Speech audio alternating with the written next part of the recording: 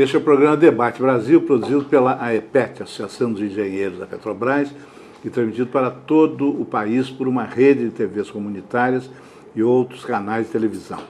Nós vamos conversar hoje com o almirante Guilherme Matos de Abreu, da reserva da nossa Marinha de Guerra, sobre um tema pouco frequente na nossa mídia, mas que foi relembrado recentemente no Dia da Marinha, por anúncios de muito destaque na imprensa, em que a Marinha comemorava o seu dia falando na Amazônia Azul. A própria expressão Amazônia Azul é uma novidade que foi exposta nesse programa, mais ou menos uns 5 anos, pelo almirante Marcílio Boavista. Hoje, o conceito de Amazônia Azul se ampliou e se difundiu, mas ainda é uma realidade pouco conhecida da opinião pública brasileira. Então eu vou pedir ao almirante Guilherme que nos diga o que é, nos diga de novo o que é a Amazônia Azul. Bom, boa tarde a todos. O conceito da Amazônia Azul, ele se vincula diretamente ao processo de formação do nosso país. Talvez seja o nosso último ato, né, a nossa última fronteira.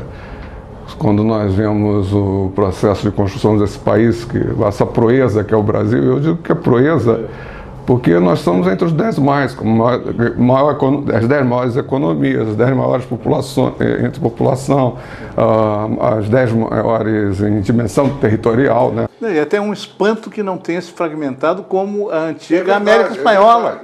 É verdade. E aí é um processo até que nós vemos que o Brasil nasceu do mar, do mar vieram as ameaças, né?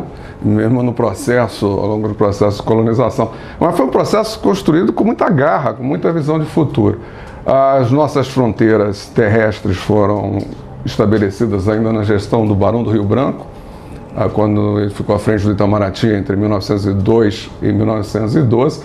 E, curiosamente, um século depois, nós estamos estabelecendo as fronteiras marítimas, né? E é justamente essas fronteiras marítimas, essa fronteira marítima, ela circunscreve a nossa área de jurisdição, que é a denominada Amazônia Azul. O Brasil tem muita riqueza, né, no fundo do mar e já está explorando. Primeiro explorou os campos da bacia petrolífera de Campos, depois descobriu e já está explorando aquela coisa fantástica que é o pré-sal. O pré-sal está dentro da Amazônia Azul? O pré-sal já está no limiar da Amazônia Azul, já está se aproximando do limite das 200 milhas, que seria o primeiro limite das nossas águas. Justamente, daqui a pouco, quem sabe, nós vamos chegar na extensão da nossa área de jurisdição. Mas eu acho importante a gente explicar, primeiro, por que a Amazônia Azul, né? Porque os limites no mar, eles têm uma história bastante interessante, eles estão vinculados ao desenvolvimento tecnológico, e também aos interesses do homem. Então, numa determinada época, era o alcance do canhão. Então, o canhão tem 3 milhas de alcance, o mar territorial vai ser 3 milhas. Foi-se avançando, 6 milhas, 12 milhas. Teve uma época que alguns estados, inclusive o Brasil, unilateralmente, estabeleceram um limite de 200 milhas. Deu até música, né? Na época. Mas, em 1982, foi assinada a Convenção das Nações Unidas sobre o Direito do Mar, que para alguns é a denominada Constituição do Mar. Esse documento estabelece uma série de parâmetros, de regras de conduta, etc., em relação ao mar. E há um item bastante importante nesse documento que diz que quando um estado costeiro tiver intenção de estabelecer o limite exterior de sua plataforma continental além das 200 milhas marítimas, porque a legislação já previa as 200 milhas marítimas, apresentará à Comissão de Limites, a Comissão de Levantamento da Plataforma Continental da ONU as características de tais limites, juntamente com informações científicas e técnicas de apoio. Isso até 350 milhas. Então, o que acontece? Como é o fundo do mar? A gente pode descrever o fundo do mar como um declive, uma ladeira. com irregularidades, né? Tem vales, montanhas, se é uma montanha muito alta, a flora vira ilha. Na praia de Copacabana, dá pé até um certo ponto, mas no pré-sal... Só milhares de metros, 3.000, 4.000 metros, logo que seja. Bom, então nós vamos descendo. Chega um determinado ponto em que essa plataforma ela mergulha abruptamente para as profundidades abissais. Então o que diz essa legislação? Se o país quiser reivindicar o que excede das 200 milhas, ele pode fazê-lo provando que elas excedem. Que ali tem plataforma. E como é que a legislação da Convenção divide o mar? Uma faixa de 12 milhas, que é o mar territorial. É como o território do país fosse. Todas as leis ali são aplicáveis. Existe uma fase contígua de mais de 12 milhas, de 12 a 24 milhas, que existem algumas nuances quanto à aplicação de legislação, mas o importante é que na faixa de 12 milhas até 200 milhas, nós temos a zona econômica exclusiva. Nessa zona econômica exclusiva, o Estado costeiro tem direito a todos os recursos daquele ambiente, seja da água ou seja do subsolo marinho.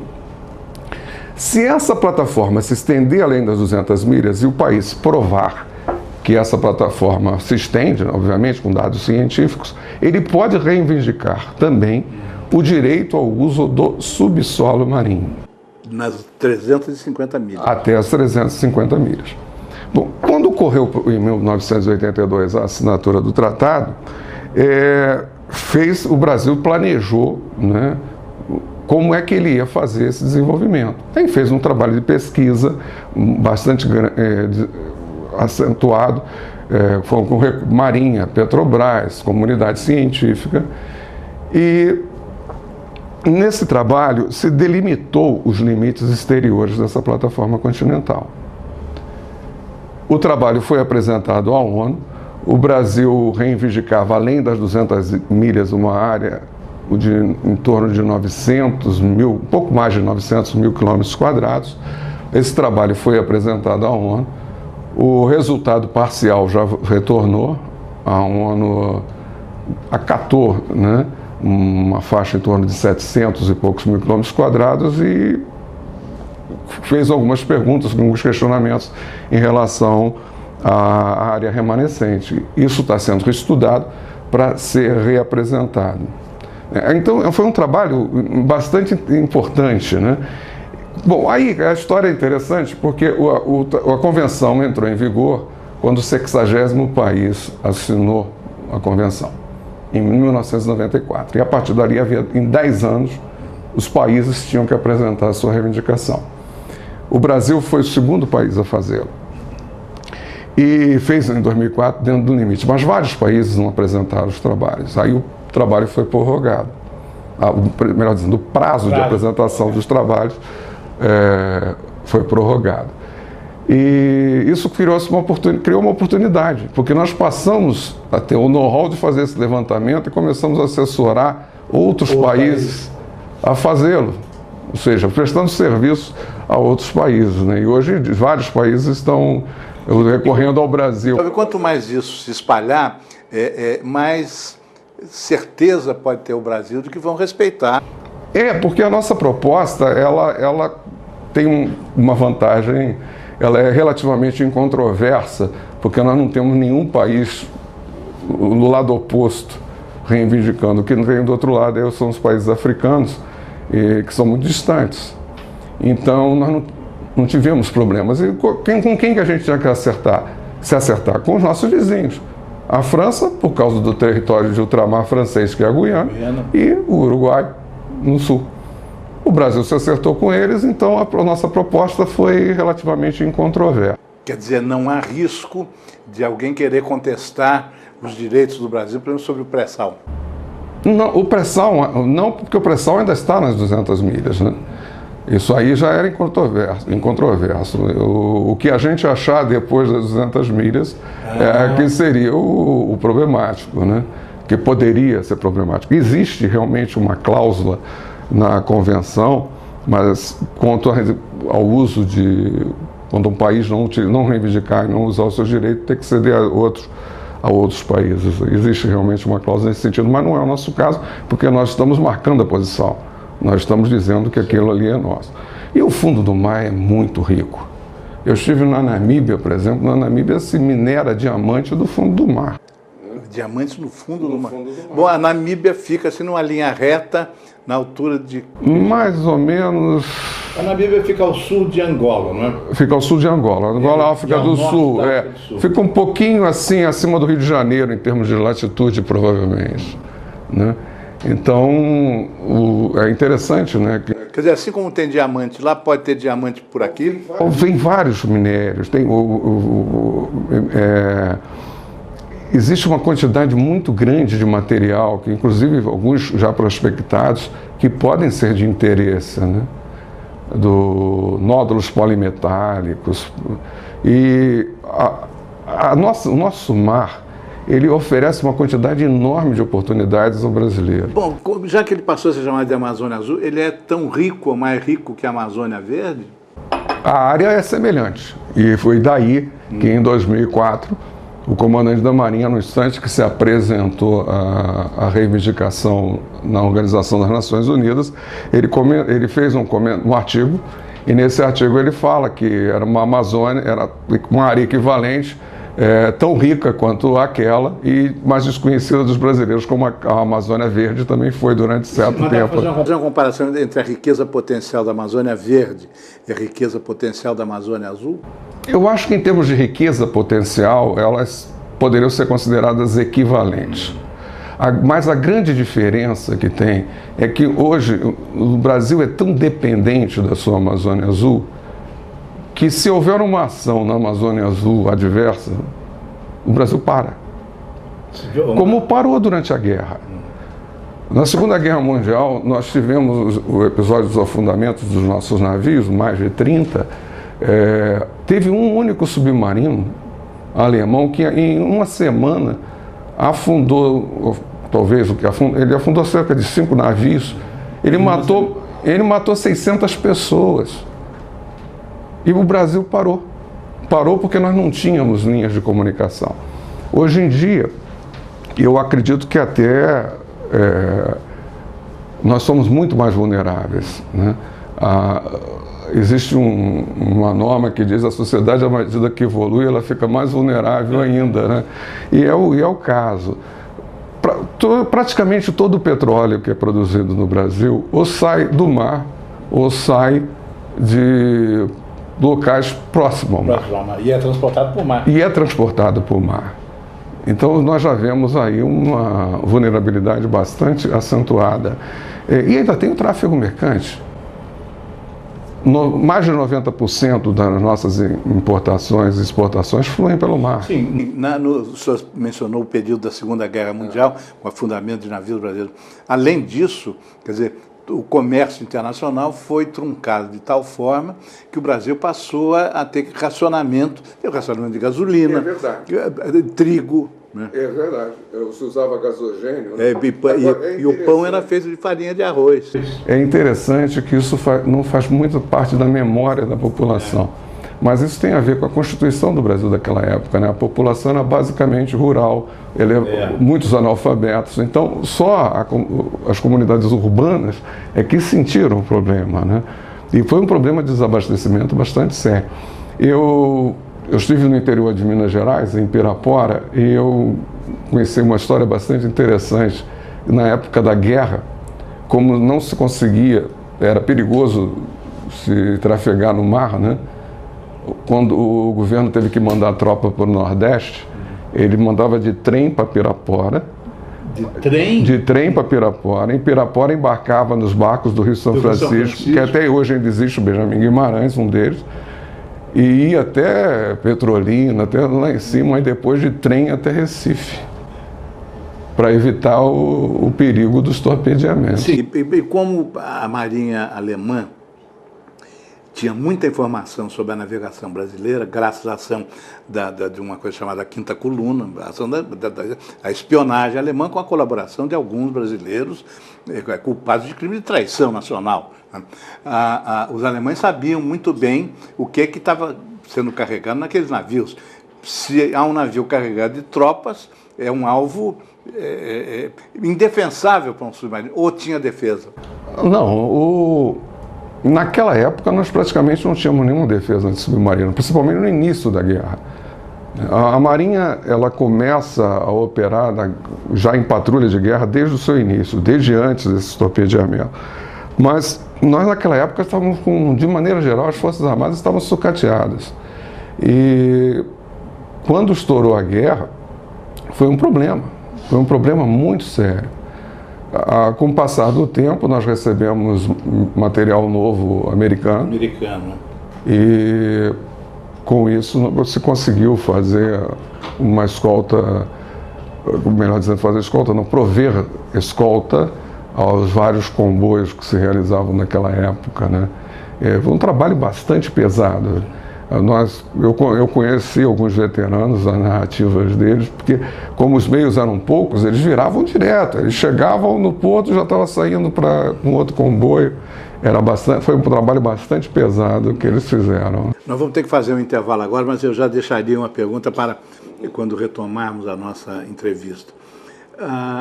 Na época da guerra eram muito precárias as condições de defesa do território, do mar territorial do Brasil. Hoje são melhores?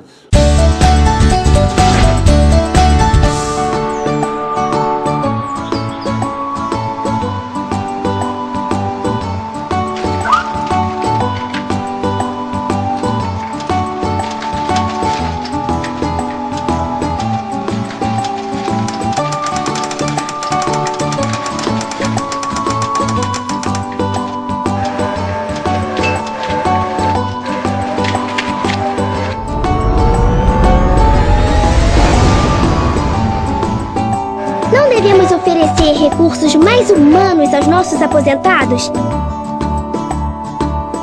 petróleo tem que ser nosso! Este é o programa Debate Brasil, produzido pela AEPET, Associação dos Engenheiros da Petrobras, e transmitido para todo o país por uma rede de TVs comunitárias e outros canais de televisão. A pergunta que ficou, Almirante, o senhor descreveu como o Brasil foi sacrificado, né, e violentado até pelas forças nazistas na Segunda Guerra Mundial, até porque os seus instrumentos de defesa eram muito precários. Hoje isso melhorou? Melhorou, mas, como eu disse, né, a sociedade evoluiu, as vulnerabilidades aumentaram. Então, há necessidade de muito mais recursos. E o Brasil tem se esforçado, a Marinha tem se esforçado, as Forças Armadas em geral têm se esforçado em atender às suas necessidades, né, as necessidades identificadas. E vários projetos estão em desenvolvimento, como o sistema de gerenciamento da Amazônia Azul, que é um sistema integrado de acompanhamento de tudo que acontece nesse cenário. Porque as nossas responsabilidades, elas são muito grandes, mesmo em tempos de paz. Para você ter uma ideia, por exemplo, há uma malha enorme de material no fundo do mar, numa atividade de explotação de petróleo, de exploração e explotação de petróleo.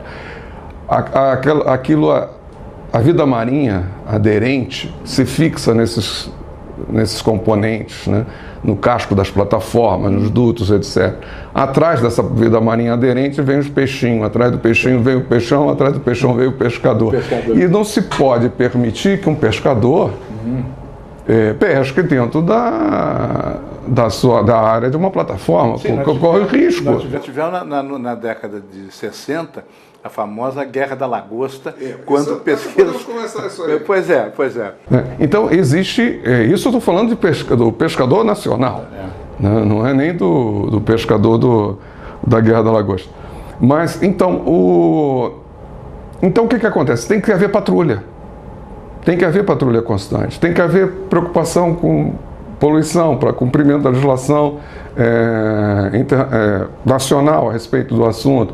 Tem uma coisa muito importante, que é a busca e salvamento, que a área nós falamos em Amazônia Azul, né? Mas a área de responsabilidade do Brasil de busca e salvamento, do SAR, chamado SAR, ela é 1,5 vezes o território nacional.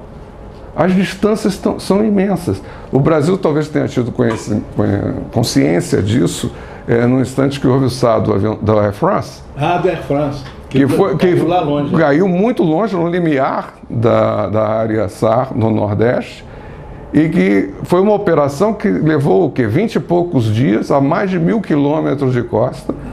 E aí chama a atenção da necessidade de ter meios, porque não é uma marinha qualquer que consegue se sustentar, e aliás ali a marinha, a força aérea, né, que consegue se sustentar na cena de ação durante tanto tempo, se não tiver recursos de navios importantes, né? Então existe isso, aí há outras preocupações com busca e salvamento também, até mesmo de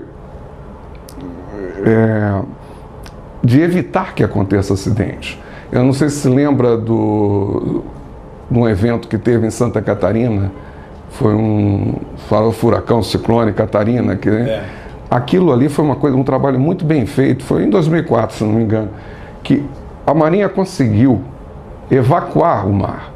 Quando se viu aquele cenário dantesco que estava criando, emitiu-se um alerta para os pescadores, os barcos de pesca todos procuraram água abrigada. Por azar, 2 embarcações não conseguiram, ao menos uma sofreu um acidente, ficou sem propulsão, foi pega e nós tivemos alguns óbitos. Mas aquilo podia ter sido muito pior.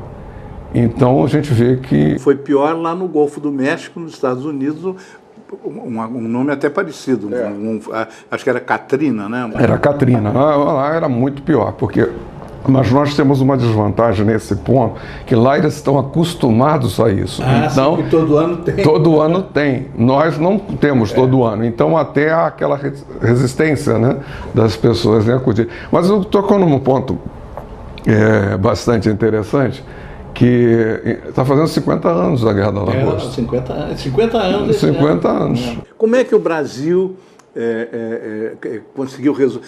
Era um confronto com a França. Era um confronto com a França. Que já era potência atômica. Já era. Grande potência militar. Como é que o Brasil, tão fraco, tão desprotegido, conseguiu resolver esse problema? Aí, aquele problema. As relações internacionais, os países eles têm interesses coincidentes, convergentes, divergentes. Às vezes um interesse divergente ele é suplantado por um interesse convergente, né? Então no final acabou se resolvendo por aí. Mas isso porque houve uma ação muito firme do Brasil. Note-se que esse daí é talvez o primeiro confronto ambiental que nós tivemos. Porque uma das alegações que o Brasil apresentou impedir a ação dos barcos de pesca franceses era impedir que eles dizimassem a lagosta. Eles já tinham feito isso nas costas da África. Eles usavam uma técnica de arrasto para a captura da lagosta. E isso simplesmente destrói a vida marinha ao redor. Não pega só a lagosta, pega tudo que estiver no caminho, né? Então, é interessante, porque vamos dizer, a característica ambiental da confrontação. Mas, nesse episódio, aconteceu uma coisa que eu considero assim, houve alguns desacertos na condução do processo. O primeiro deles foi que o Brasil, o presidente da República, no caso, autorizou que houvesse a pesca e repetidamente mudar de ideia em função de interesses internos. E aquilo irrita o governo francês, né? O governo francês envia um barco de guerra, um navio de guerra, o Tarty, para prover proteção. Agora, o detalhe é que os franceses estavam pescando fora das águas territoriais, mas a lagosta é um recurso do subsolo, do solo marinho. É um recurso, a lagosta rasteja. Então ela tem como característica ser o recurso do fundo do mar. Então por isso que o Brasil dizia que a lagosta era dele. E teve que enfrentar o general de Gaulle, que era um dos maiores heróis da Segunda Guerra Mundial. Ele personificava a França. Atribuiu-se a ele até uma frase que parece que ele não diz, dizendo que o Brasil não era um país sério. Nessa discussão, o nosso embaixador foi chamado à audiência com de Gaulle, e quando ele sai, diz ele, né, quando ele saiu da audiência com de Gaulle, ele pronunciou a frase que o Brasil não é o país sério, que foi registrada por um jornalista do jornal O Globo, que publicou a matéria, como se tivesse sido dita pelo general de Gaulle. Mas é um episódio, a resposta que o Brasil deu foi uma resposta muito também aguerrida, muito agressiva, né? Então, o francês mandou um navio de guerra, nós mandamos vários. Acontece que a grande preocupação naquela época é que a esquadra francesa estava em treinamento nas costas da África. O Tarty saiu desse treinamento, né? E poderia a preocupação que se eles viessem com a esquadra francesa, né? Mas no final o assunto foi resolvido com a retirada dos franceses, porque havia outros interesses em jogo que foram mais importantes. Agora, um detalhe interessante que pouca gente conhece: o presidente de Gaulle veio ao Brasil no ano seguinte. E é uma coisa muito interessante que insere a visita dele no contexto do ano anterior. Ele vem num navio de guerra. Ele faz um périplo pela América do Sul de avião. Mas ele, quando chega no Brasil, no último lugar, que foi no Uruguai, ele embarcou num navio e chegou no navio mais poderoso da Marinha Francesa, que era o cruzador Colbert. No Ministério da Marinha, eu, como repórter, estive lá, vi o desembarque, né? Ele desembarcou ali no Arsenal de Marinha, né? Foi, no pátio de ônibus. Mas parece que a visita foi cordial, né? Não estava muito nisso, não, né? É porque o presidente do Brasil era o general Castelo Branco, que tinha tido um papel importante na Segunda Guerra Mundial. Eu tenho a impressão que eles se entenderam. Eles se entenderam, mas houve uns incidentes antes da viagem, uma entrevista que o Lacerda deu no aeroporto, o governador Carlos Lacerda deu no aeroporto de Orly, que irritou o general de Gaulle. O general de Gaulle não queria que o governador participasse das cerimônias oficiais. Teve umas outras coisas. Eu tenho a impressão que os dois começaram a se dar bem depois que chegaram, mas no início ainda não estavam muito azeitados. Não. É a minha impressão. Mas eu achei interessante que quando a França vem, ela dá uma amostra da diplomacia naval. Ela vem o presidente da República vem num navio de guerra. Todos os outros países ele visita de avião. Naquele chegou de navio de guerra. Sim, mas o Brasil com isso acumulou uma experiência diplomática que talvez lhe permita hoje conduzir com firmeza, ao mesmo tempo com sensatez, essa coisa toda. Agora, o Brasil, por exemplo, tem lá as riquezas da bacia de Campos e tem agora essa coisa fantástica do pré-sal. O Brasil está preparado, a Marinha Brasileira está preparada para defender isso? Mas é aquilo que eu estou dizendo, a gente as necessidades são muitas, as necessidades foram já apresentadas ao governo e gradualmente os meios estão sendo obtidos, né? Uma coisa importante que a gente tem que ter em mente, que existem duas maneiras de se investir em Forças Armadas. Primeiro, que um país na dimensão do Brasil tem que ter Forças Armadas. É irrealismo completo não querer que isso ocorra. Mas existem duas maneiras importantes de se investir em Forças Armadas. Eu chamo uma é a burra e a outra é inteligente. A burra é aquela que você compra tudo no exterior, que você não vê os ganhos colaterais que você pode ter com uma Força Armada eficiente. E a Força Armada serve para ascensão social. Ela provê educação, né? Ela oferece serviços importantes, seja a hidrografia, controle do espaço. Na região ribeirinha do Rio Amazonas, parece que a Marinha tem um grande papel. Sim, do sistema assistência hospitalar, dos navios hospitais, que é realizada na Amazônia. Mas eu queria chamar a atenção que quando se investe em Forças Armadas, a gente consegue ter um arraste tecnológico fantástico. É praticamente impossível nós vermos alguma coisa que não esteja de alguma maneira vinculada ao desenvolvimento propiciado pela indústria da área de defesa. Sim. Bom, a Marinha avançou muito nessa questão do progresso científico e tecnológico, né? Me parece que o número de oficiais generais da Marinha com o grau de PhD universitário... Todos os oficiais, para chegar nesse nível, todos eles têm que ter pós-graduação. Pós-graduação. Seja ele... Mas há um sentimento civil ingênuo, né, que se opõe a certas coisas. Por exemplo, anos atrás nós fizemos aqui também um programa sobre o submarino nuclear. Então a palavra nuclear desperta reações paranoicas. O senhor pode nos explicar para que serve o submarino nuclear? Bom, o submarino, como os submarinos que nós temos, eles são submarinos dieselétricos. Eles necessitam, quando estão mergulhados, eles são movimentados com motor elétrico, com a propulsão à bateria, vamos dizer assim, por meio de um motor elétrico. Periodicamente, eles têm que vir à superfície, ou ao menos expor um mastro para respirar, vamos dizer assim, para carregar as baterias com seus motores diesel. Isso é uma limitação muito grande para o submarino. Ao contrário, o submarino nuclear, ele tem praticamente um período de permanência no mar indefinido, maior velocidade, ele consegue cobrir uma área muito maior que o submarino convencional. Então ele confere uma capacidade, quando ele estiver operacional, ele irá conferir à Marinha do Brasil uma capacidade operacional muito grande. Não a capacidade de controlar o mar, mas a capacidade de negar que aqueles que não nos interessa utilizem o mar. É verdade. E aí vou voltar ao ao arrasto tecnológico. Para se chegar ao desenvolvimento do submarino nuclear, é necessário se desenvolver tanta coisa em paralelo, e essas coisas, no final, elas derivam para o mercado civil.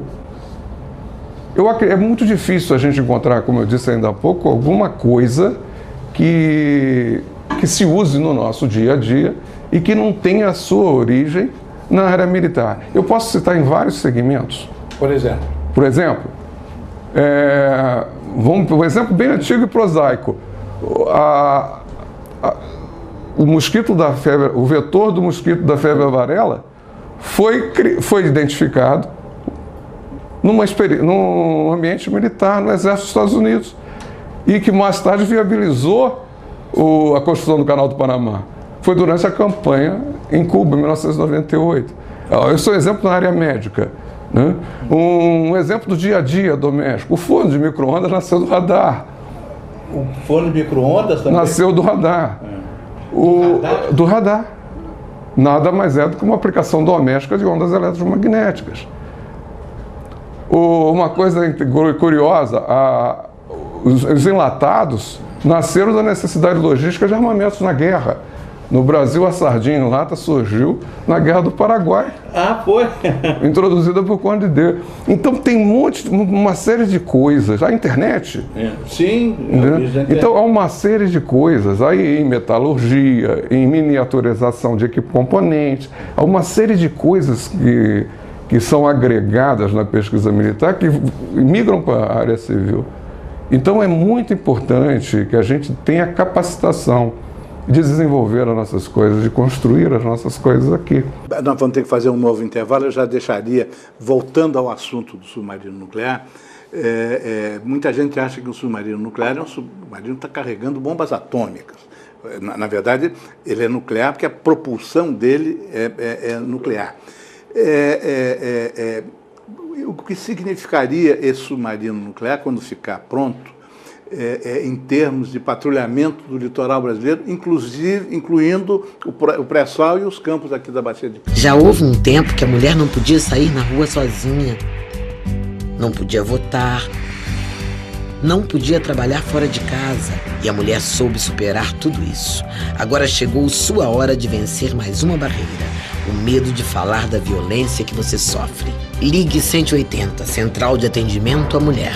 A gente ouve, orienta e te apoia. Uma vida sem violência é um direito de todas as mulheres. Brasil, um país de todos e de todas.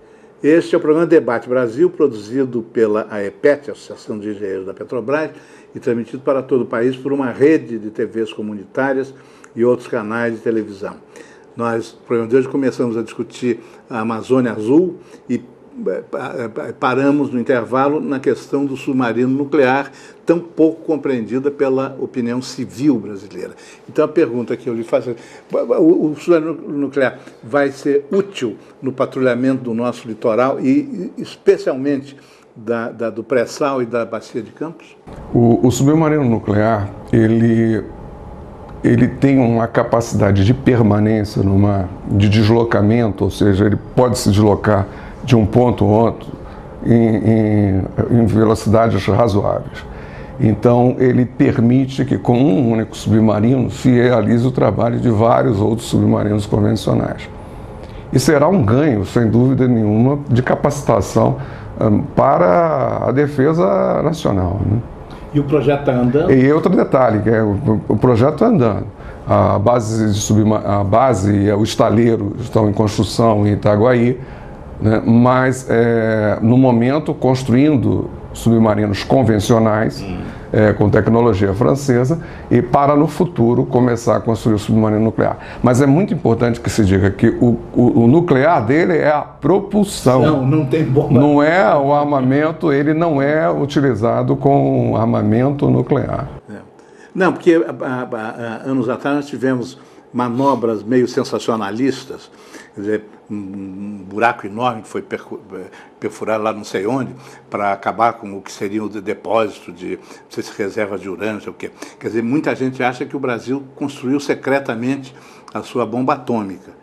Eu acho que isso não é verdade. Não, o Brasil ele se recusou a construir. Ele colocou na sua legislação um impedimento para que isso ocorra. Ele assinou o tratado. Isso, assinou exatamente.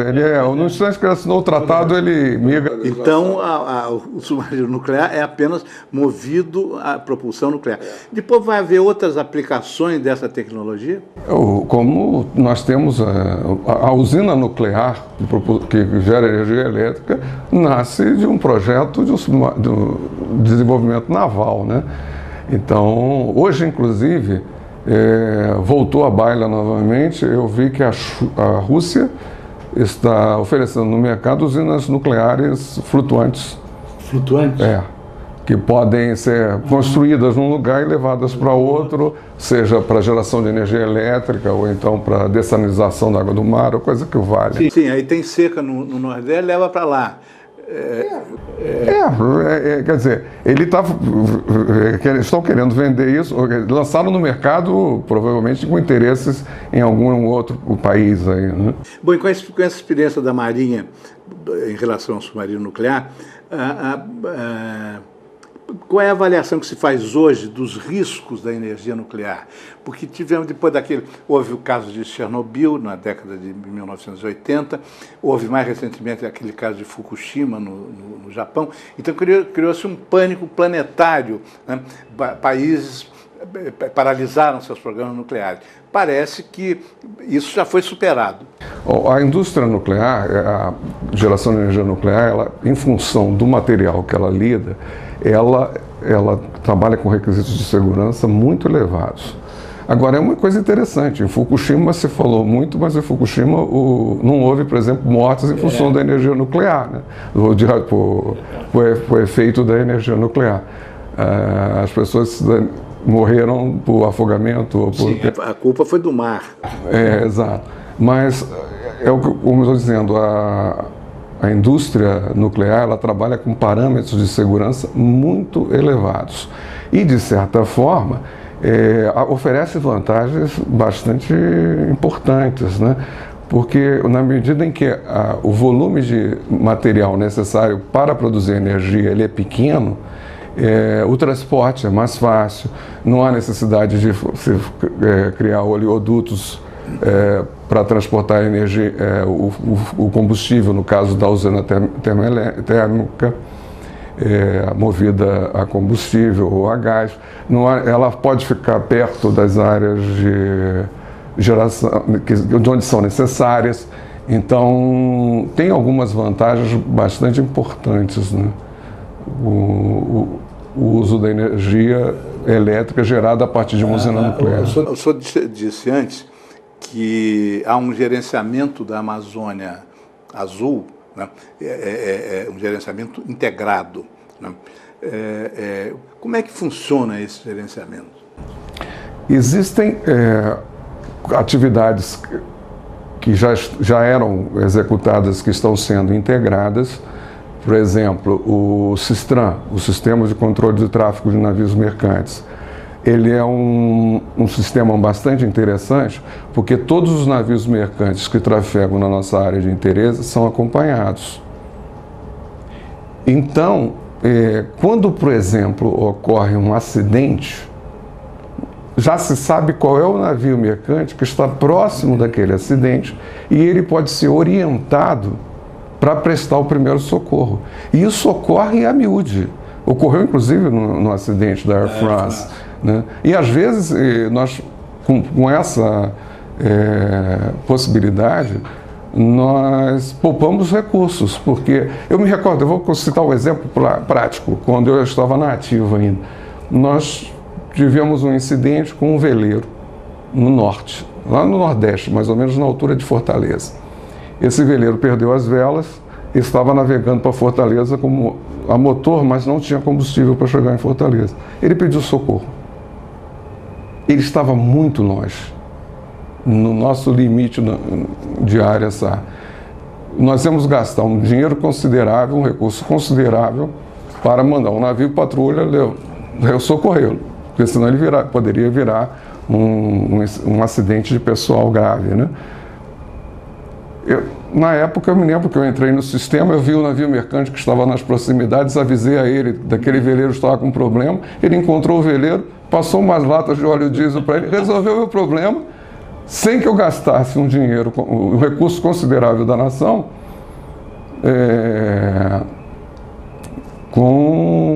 mandando um navio para socorrer aquela embarcação que estava em perigo. Esse sistema funciona em caráter permanente? Esse funciona em caráter permanente há muito tempo e ele... Quer dizer, se outro veleiro lá naquela região acontecer a mesma coisa, a solução pode ser a mesma. Algumas latas de óleo diesel. Pode ser, às vezes pode ser uma coisa exatamente simples, né? Mas aquele indivíduo, se nós não o socorrêssemos, ele ficaria à deriva no mar, viraria um acidente.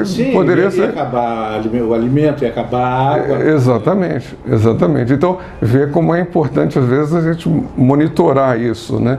Então, tem vários sistemas de controle e ele está evoluindo gradativamente, está em fase de definição das coisas mais complexas que têm que ser inseridas no sistema, né? A opinião civil brasileira está bem informada sobre essas coisas e reage bem? Nós costumamos dizer, né, que quando nós vamos para o mar, passa algumas horas, ninguém vê a gente, o que a gente está fazendo lá fora. Isso daí vale para quem está na plataforma da Petrobras, vale para o comandante do rebocador, para o barco de pesca. A sociedade, eu tenho uma impressão que agora ela está começando a compreender mais, a ver mais essa atividade e entender mais a importância. Porque a nossa mentalidade sempre foi muito terrestre, né? A gente sempre olhou muito para dentro, né? Sim, e às vezes as soluções que podem ser oferecidas pelo mar. Uma coisa curiosa, o tráfego mercante, por exemplo, nós já tivemos uma participação bastante elevada no tráfego mercante, de bandeira brasileira. Hoje, pouquíssimos navios de bandeira brasileira estão circulando no mar. Isso daí significa custos. Porque temos que pagar os outros para transportar as nossas mercadorias. E nós perdemos essa capacitação. Aí também, em sequência, a indústria naval também decaiu bastante, né? E o petróleo, a indústria do petróleo é que, vamos dizer, fez eu soerguer as encomendas de plataforma. Exatamente. Mas nós perdemos, houve uma quebra de continuidade. Isso aí é muito importante prestar atenção. Não tendo continuidade, nós temos que começar de novo de um patamar mais baixo em vez de começarmos de um patamar mais elevado. Tecnologicamente, por causa do colapso da sua indústria naval, colapso promovido talvez deliberadamente pelo governo da época. Ou vamos dizer que as medidas então executadas, que poderiam ter sido julgadas como certas naquela época, em função de conceitos de mercado, coisas que o valham, sem olhar estrategicamente para o conjunto, né, levaram a esse estado de coisas. A Marinha hoje pode contribuir para a recuperação da nossa indústria naval e também da nossa indústria de navegação mercante? A Marinha faz muita coisa nesse sentido. Faz? A parte toda a parte de controle da área da Marinha mercante, de fiscalização, é executada por um órgão da Marinha, chamado Diretoria de Portos e Costas. A Marinha também tem suas bases e com os estaleiros de construção. Por exemplo, existe um projeto muito bem sucedido de lanchas na Amazônia, que são lanchas escolares, uma coisa interessante, construídas nos estaleiros da Marinha. São lanchas escola? Lanchas escolares, porque como nos rios da Amazônia não tem estrada, não tem ônibus escolar, é lancha escolar. É lancha. É a Marinha? Não, a Marinha estão sendo construídas nos estaleiros da Marinha. E tem, obviamente, isso aí é uma coisa relativamente simples, mas existem coisas mais sofisticadas, né? Como o próprio submarino. Poucos países no mundo constroem submarino. Quer dizer, o Brasil, com esses submarinos convencionais, constrói todos aqui. Atualmente, os submarinos brasileiros, exceto um, que é de origem alemã, os submarinos foram construídos no Brasil. E não há necessidade de gastar dinheiro lá fora? Sempre há, porque é um equipamento muito complexo, né? E existem coisas que não são viáveis de se fabricar no Brasil, que tem que ser importadas. Há décadas atrás, a compra do primeiro porta-aviões brasileiros, o Minas Gerais, foi muito discutida. Eu acho que deu até música do Juca Chaves, as coisas assim. O Minas Gerais acabou, né, com o tempo, foi substituído pelo São Paulo. Qual é o papel de um porta-aviões na política de defesa atual? Bom, o porta-aviões, ele provê a defesa aeroespacial da força, vamos dizer assim. Hoje em dia é impossível uma força de superfície navegar sem ter a sua defesa aeroespacial. Então, o porta-aviões, ele provê essa defesa.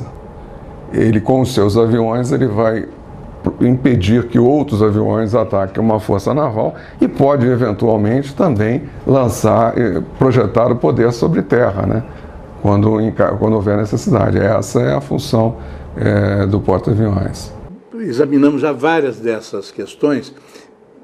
No conceito de defesa nacional, qual é o papel atual da Marinha? Porque houve uma época que havia uma discussão, né? Com os mísseis acaba não sei o quê, né? É uma discussão mais nos Estados Unidos do que nos outros países, né? Hoje, qual é o papel da Marinha, qual é o papel da Força Aérea, qual é o papel da Força Terrestre? Exatamente, cuidar da área terrestre, cuidar da área aérea. Acontece que, isso é verdade, isso eu estava falando uma coisa interessante. Houve uma discussão no passado, normalmente nos Estados Unidos, em que em determinado momento se achou que as unidades de superfície tinham que acabar e que tudo seria resolvido com os grandes bombardeios, etc. Mas essa ideia, ela flui mais ou menos do governo Truman, e é uma coisa curiosa, que a realidade trouxe os estrategistas à realidade, certo? porque foi a Guerra da Coreia. No instante em que ocorre a Guerra da Coreia, se verifica que as confrontações necessitavam do armamento convencional, não ia se decidir nada com o armamento nuclear, e aí as forças terrestres, melhor dizendo, de superfície, no caso a Marinha, e o Exército começaram novamente a sobressair. É uma coisa interessante que o meu velho professor de História na Escola Naval, ele dizia que não existe arma absoluta. Então, a arma que acabará com todas as guerras. Então, esse conceito, ele se provou fraco, por isso que eu digo que a realidade trouxe os estrategistas ao mundo real. E quando se foi conceber o que se iria fazer, a estratégia, por exemplo, dos Estados Unidos, da União Soviética, foi passar para os mísseis, continua tendo os aviões, os mísseis embarcados no submarino, etc. E a capacitação convencional continuou a existir. Ou seja, porque no final... E não vai acabar. Não, é difícil que acabe. No final, você sempre necessita do homem, do infante. Nós estamos chegando ao fim, temos apenas 2 minutos, cuja utilização eu deixaria a seu critério. Bom, eu queria apenas agradecer a oportunidade, porque é um tema que, vamos dizer, me encanta muito, é um tema que eu gosto de tratar por reconhecer a importância dele para o Brasil. A nossa área, a nossa Amazônia Azul, ela é muito importante para o país, no sentido que qualquer ação que se realize nela poderá afetar, seja economicamente, seja o dia a dia da população. Então é muito importante que tomemos conta dela. Algum tempo atrás, eu acho que eu posso citar o William Vac, que falou uma coisa interessante no Globo News Painel. A gente tem tudo que todo mundo quer. Então, quando a gente vê o século XXI, a gente vê o nosso entorno aqui do Atlântico Sul, não é só o Brasil, não, é a América do Sul e a África. Nós temos tudo que é solução para o mundo. Sejam recursos naturais, água, espaço para se plantar alimento, para coisas dessa natureza. Então a gente tem que tomar conta do que é seu. E tomar conta da Amazônia Azul é parte dessa de tomar conta do nosso Brasil. Muito obrigado. Esse foi o programa Debate Brasil.